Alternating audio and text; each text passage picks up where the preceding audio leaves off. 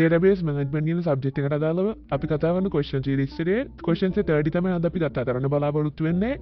මේකෙදිත් අපිට කරන්න තියෙන්නේ අපිට මේ දින තියෙන question 6ට අදාළව උත්තර ටික හදාගන්න එක අපේ දින තියෙන database එක සහ queries පාවිච්චි කරගෙන අපි ඊළඟ බලමු අපේ software එක open කරගෙන මේ question දෙකකින් එකට කොහොමද අපි උත්තර ටික හදාගන්න දෙන්නේ කියලා. ඒකේ පළවෙනි ප්‍රශ්نين අපිට අහලා තියෙන්නේ grade 11 වල ඉන්න සියලුම ස්ටුඩන්ට් ලගේ full name එකේ තියෙන characters ගන්න. එහෙම නැත්නම් length එක හොයලා දෙන්න කියලා. එහෙම නැත්නම් ඒගොල්ලොන්ගේ මුළු නමේ අකුරු ගන්න තමයි අපිට මෙතනින් අහලා තියෙන්නේ. අපි ඊළඟට බලමු ඒකට අදාළ query එක අපි කොහොමද හදාගන්න තියෙන්නේ කියලා. මේ දෙන්න අපි ඒකට පාවිච්චි කරන query එක මේකදී අපි select කියලා ඉස්සෙල්ලාම length කියලා function එකක් පාවිච්චි කරන තියෙනවා. මේ length කියන function එකෙන් අපිට කරන්නේ අපි මෙතනින් දෙන value එකට අදාළ characters එහෙම නැත්නම් strings වල තියෙන ප්‍රමාණය අරගෙන තියෙන එක අපිට students ලගේ details ගන්න ඕන නිසා අපි මෙතනින් අපේ student ගේ first name එක දෙන තිනවා.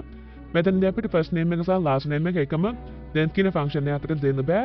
මේ length කියන function එක දෙන්න පුළුවන් එක parameter එකක්. නිසා අපි මෙතනින් length කියන function එක පාවිච්චි කරන student ගේ first name එක අරගෙන ඒකට අපි එකතු කරගෙන තිනවා length කියන function එකෙන් ගන්න student ගේ last name එක.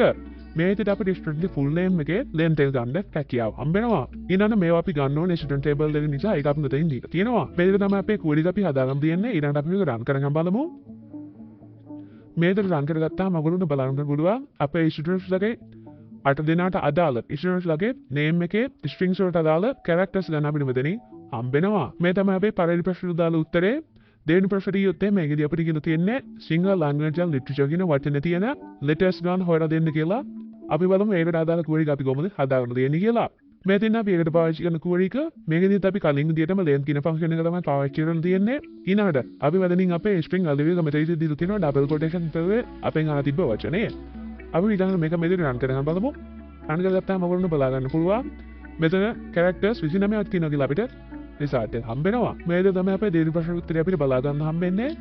ඊළඟ තුන්වෙනි ප්‍රශ්න කියොත් එහෙම ඒකදී අපිට කියලා තියෙන්නේ 11 class එකේ ඉන්න students ලගේ full names වල ඔච්චර letters තියෙනවද? එහෙම නැත්නම් letter numbers ගන්න හොයලා දෙන්න කියලා. අපි ඊළඟ බලමු මේකට අදාළ query එක අපි කොහොමද හදාගන්න තියෙන්නේ කියලා. මේ දින අපි ඒකට පාවිච්චි කරන query එක අපි පළවෙනි query එකේදී කරා වගේම length එක පාවිච්චි කරලා අපේ student ගේ first name එක සහ last name එක combine කරගෙන තිනවා. ඒ වගේම මේවා අපි ගන්න student table එකෙන්. ඊට අමතරව අපි මෙතනින් අපේ class table එක මෙතන join කරගෙන තිනවා. ඊළඟට අපි class table එක පාවිච්චි කරන අපේ condition එක විදිහට 11 කියන එක දීලා තියෙනවා. මේ විදිහට තමයි අපි අපේ query එක හදාගන්න තියෙන්නේ. අපි ඊළඟ මේක run කරගෙන බලමු. මේ විදිහට run කරගත්තාම ඔයගොල්ලෝ බලා ගන්න පුළුවන් අපේ students ලා 4 දෙනාගේ number ට අදාළ length එක අපිට මෙතනින් හම්බෙනවා. මේ තමයි අපේ තුන්වෙනි ප්‍රශ්නට අදාළ උත්තරේ. හතරවෙනි ප්‍රශ්නේ කියොත් එimhe ඒකදී අපිට කියලා තියෙන්නේ 11B එකේ ඉන්න students ලාගේ first names ටික capital letters වලින් prepare කරලා දෙන්න කියලා. අපි ඊළඟට මේක අපි කොහොමද හදාගන්න තියෙන්නේ කියලා. මේ තින් අපි ඒකට පාවිච්චි කරන query එක මේකදී අපි පාවිච්චි කරන්නේ upper කියන function එක. මේ upper කියන function එකෙන් සිද්ධ වෙන්නේ අපි මෙතනින් parameter එකක් විතර දෙන values ටික අපිට capital letters වලින් තමයි ඔක්කොම ටික හම්බෙන්නේ. අපි from කියන keyword එක පාවිච්චි කරලා අපේ table එක කියලා දෙනවා. එතනින් අපිට class එක declare කරන්න නිසා අපි මෙතන class table එක මෙතන join කරගෙන 11B කියන class එක මෙතන දීලා තියෙනවා. අපි දැන් මේක run කරගෙන බලමු. මේක run කරගත්තාම ඔයගොල්ලන්ට බලා ගන්න පුළුවන් අපේ 11B වල හිටින students ලගේ names ටික මේ විදිහට capital letters වලින් ඔක්කොම ටික අපිට හම්බෙනවා. මේ විදිහට තමයි අපේ හතරවෙනි ප්‍රශ්නෙට උත්තරය අපි හදාගන්න තියෙන්නේ. පස්වෙනි ප්‍රශ්නේ කියොත් මේකදී අපිට කියලා තියෙන්නේ අපේ subjects වල name ටික simple letters වලින් ඔක්කොම ටික prepare දාලා දෙන්න කියලා. අපි ඊළඟ බලමු ඒක කොහොමද අපි හදාගන්න තියෙන්නේ කියලා. මේ දෙන්න අපි ඒකට පාවිච්චි කරන query එක අපි කලින් upper කියන function එක පාවිච්චි කරා වගේ අපි මෙතනින් පාවිච්චි කරලා තියෙන lower කියන function එක. මේ lower කියන function එකෙන් කරන්නේ අපි මෙතනින් parameter එක දෙන values ටික අපිට simple values දෙට ඔක්කොම ටික convert කරලා දෙන එක. ඊළඟට මේවා අරගෙන තින් අපි subject table එක නිසා එකක් මෙතනින් දීලා තියෙනවා. මෙතනින් අපි convert කරන subject name එක. අපි මේක run කරගෙන බලමු. මේක run කරගත්තාම ඔයගොල්ලන්ට බලා ගන්න පුළුවන් අපේ mathematics science සහ single language and literature කියන ටික මෙතනින් අපිට simple වලින්ම ඔක්කොම ටික අපිට හම්බෙලා තියෙනවා.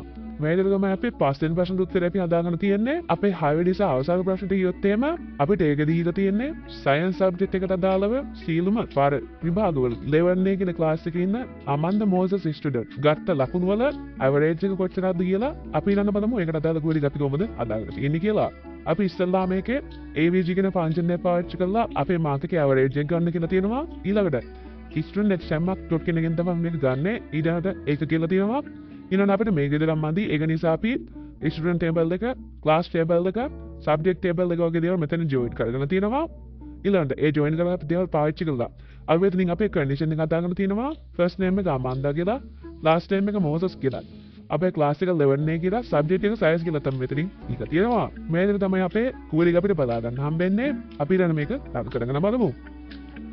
මේක රන් කරගත්තාම ඔයගොල්ලන්ට බලා ගන්න පුළුවන් අපේ ස්ටුඩන්ට්ගේ සයන්ස් කියන සබ්ජෙක්ට් එකට අදාළ ඇවරේජ් එක විදිහට අපිට බලා ගන්න හම්බෙන්නේ 80 කියන එක. මේ තමයි අපේ හානි ප්‍රශ්නට අදාළ උත්තරේ.